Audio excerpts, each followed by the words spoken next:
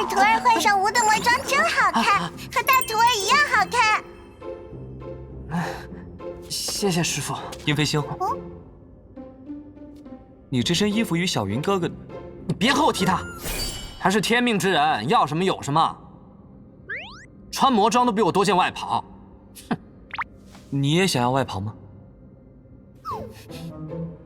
不想要。虽然是没有御寒功能的普通外袍，宫某也可以再送你一件。我才不要！你们不要吵架嘛！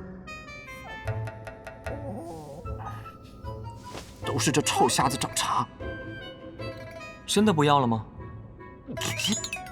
不要！那你为什么还生气？要你管！